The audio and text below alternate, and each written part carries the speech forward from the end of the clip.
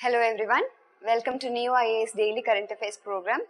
Today on 17 September 2018, we'll be dealing with the topics MP Labs, NOVA SAR and S14, National AIDS Control Organization, CPCB, and for the map session we have Kaladin Multimodal Project, and last we have PQRS.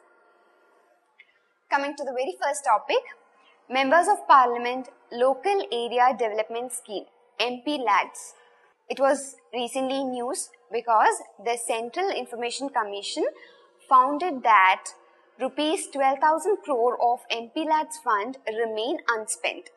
It asked the Lok Sabha Speaker and Rajya Sabha Chairman to come out with a legal framework to ensure its transparency and hold parliamentarians and political parties accountable for their obligations under the scheme.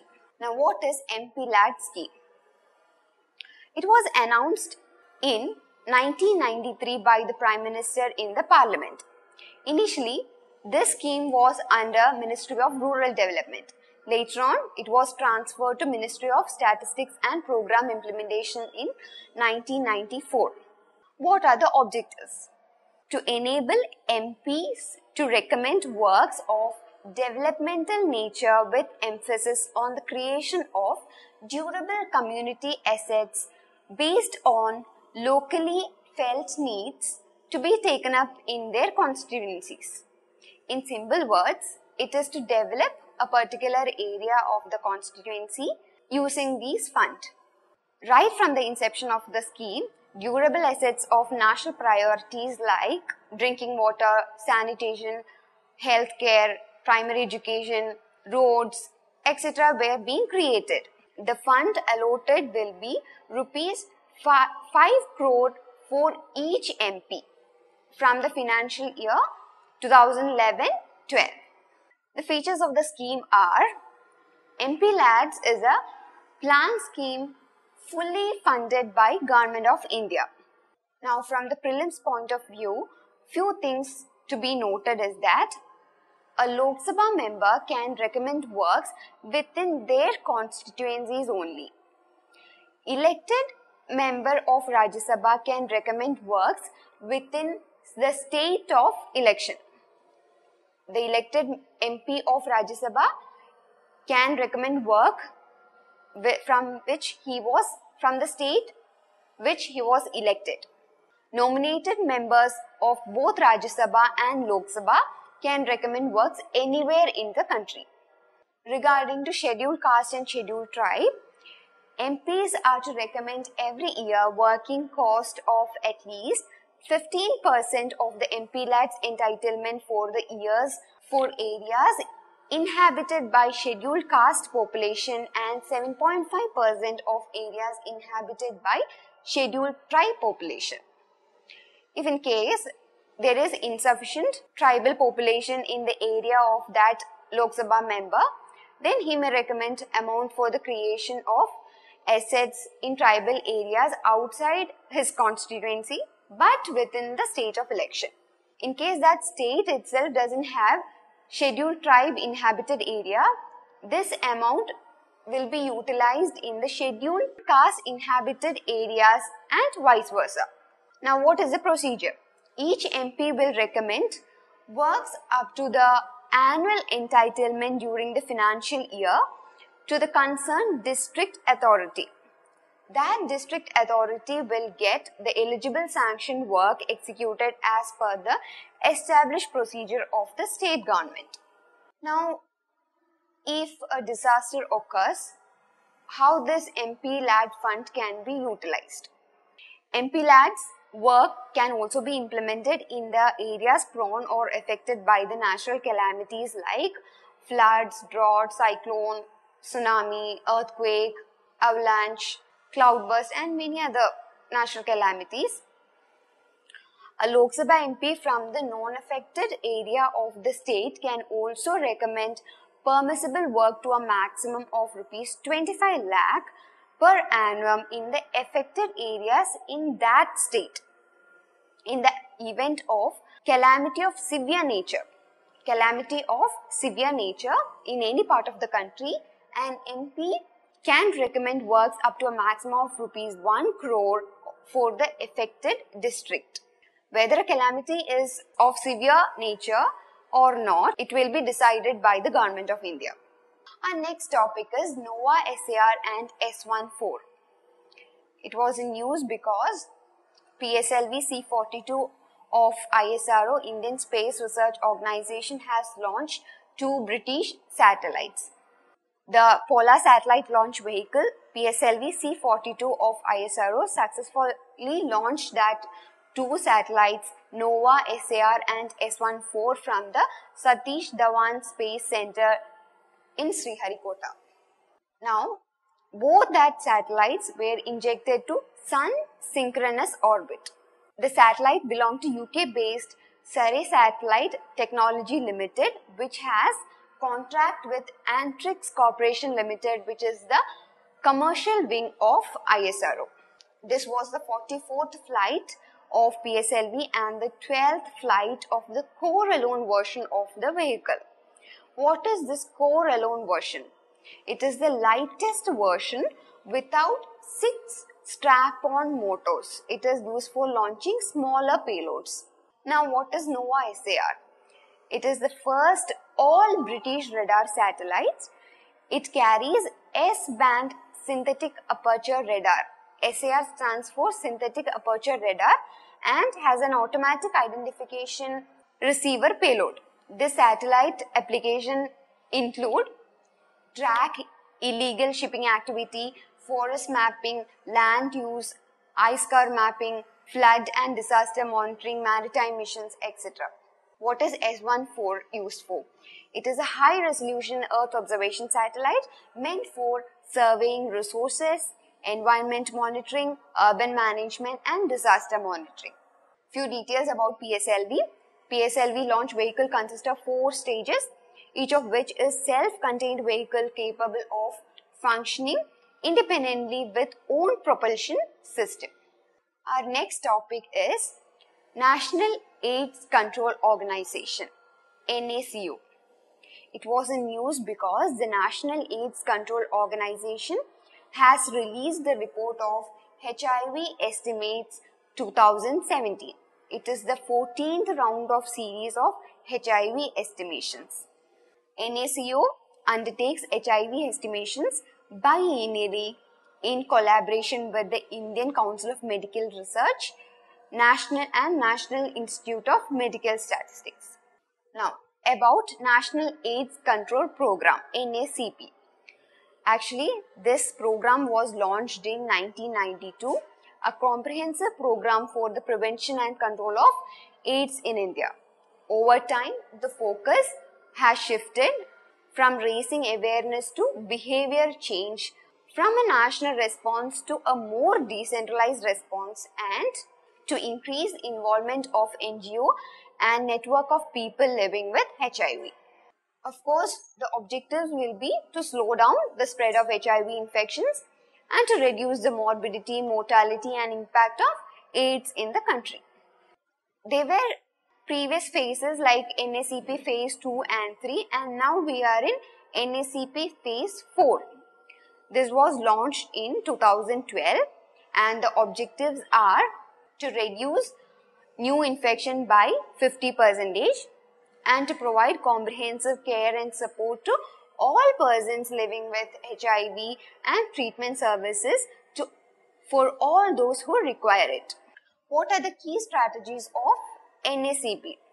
Intensifying and consolidating prevention services with a focus on high-risk group and vulnerable population. Then, to increase access and promoting comprehensive care, support and treatment. For building capacities at national, state and district level. Also, strengthen the strategic information management system. Now, about National AIDS Control Organization. Actually, in 1986, following a detection of the first AIDS case in the country, National AIDS Committee was constituted under Ministry of Health and Family Welfare. It is the nodal organization for formulation of policy and implementation of programs for prevention and control of HIV in India. Our next topic is CPCB, that is Central Pollution Control Board. It was in news because a number of polluted stretches of the country's river has increased from 2 years ago, according to an assessment by the Central Pollution Control Board. More details about the news. The CPCB says several of the river stretches in Bihar and Uttar Pradesh are actually far less polluted than many rivers in Maharashtra, Assam and Gujarat. Then, these 3 states account for 117 of the 351 polluted river stretches. From this itself, you can estimate what is the extent of pollution which is caused in these 3 states. Mithi River, which stretches from Powai to Dharavi in Maharashtra, is the most polluted river. Ganges River is indicated as priority 4 river. Now we will see how the CPCB river grading works. The CPCB since 1990s has a program to monitor the quality of rivers primarily by measuring BOD, that is biological oxygen demand. It is a proxy for organic pollution. The higher it is, the worse the river is. Now, with a biological oxygen demand greater than or equal to 30 mg per liter is termed priority 1 category. Then, a river between 3.1 to 6 mg per liter is priority 5 category. The CPCB considers a BOD which is less than 3 mg per liter an indicator of a healthy river. Now, what is CPCB? CPCB is a statutory organization under the Ministry of Environment, Forest and Climate Change. If it is a statutory organization, that means it was constituted under an act, and the act is Water Act 1974, Water Prevention and Control of Pollution Act 1974. Later on, CPCB was entrusted with the powers and functions under the Air Prevention and Control of Pollution Act 1981. It is the apex organization in the country in the field of pollution control. National Air Quality Monitoring Program is executed by CPCB itself. What are the principal functions of CPCB? Of course, to look into the matters of water pollution and air pollution.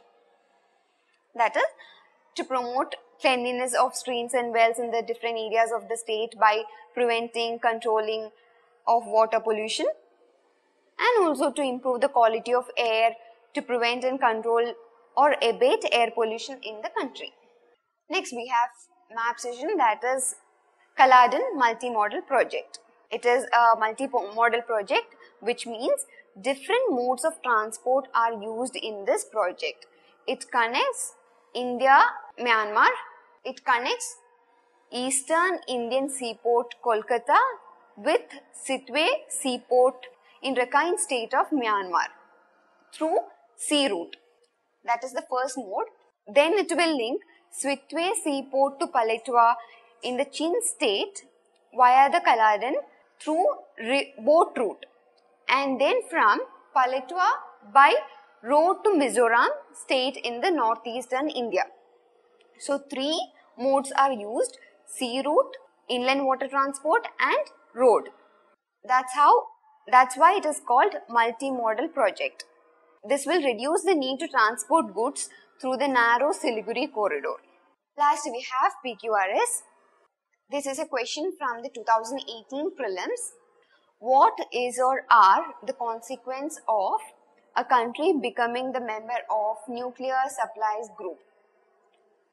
Option 1, it will have access to the latest and most efficient nuclear technologies.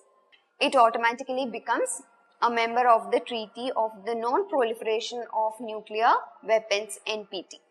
Which of the statements given above is or are correct? A, 1 only, B, 2 only, C, both 1 and 2, D, neither 1 nor 2. I hope you know about Nuclear Supplies Group and you can easily guess this answer with the basic knowledge. Okay, how will you approach this question? Of course, option 1 seems to be correct, right? It will have access to latest and most efficient nuclear technologies. There can't be anything wrong in that. It is a obvious statement, I think. Now coming to option 2, what do you think? Okay, we will see the details of the nuclear supplies group. Nuclear supplies group is actually a multilateral export control regime and a group of nuclear supplier countries that seek to prevent nuclear proliferation by controlling their export of materials and technology that is used for manufacture of nuclear weapons. Actually, the reason for the formation of NSG itself is India. India's nuclear test of 1974 was the reason for the formation of NSG, and now India is trying to get an entry to NSG. Okay, at present there are 48 members in NSG. Till now, India is member of 3 out of the 4 non-proliferation regimes, which are MTCR, Wassenaar Arrangement and Australian Group. And now India is trying to get entry to NSG.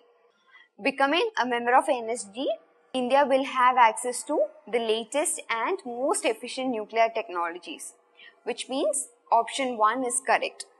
Now with regard to option 2, the reason for the opposition of India's entry to NSG itself is that India is non-signatory to NPT. China hinders, or using its veto power, China is opposing India's entry to NSG, saying that India is a non-signatory to NPT.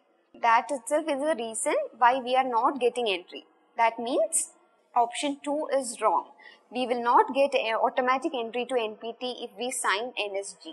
So the right answer is A1 only. For the daily current affairs material, you can click on the link below. That's all for today. Thank you for watching.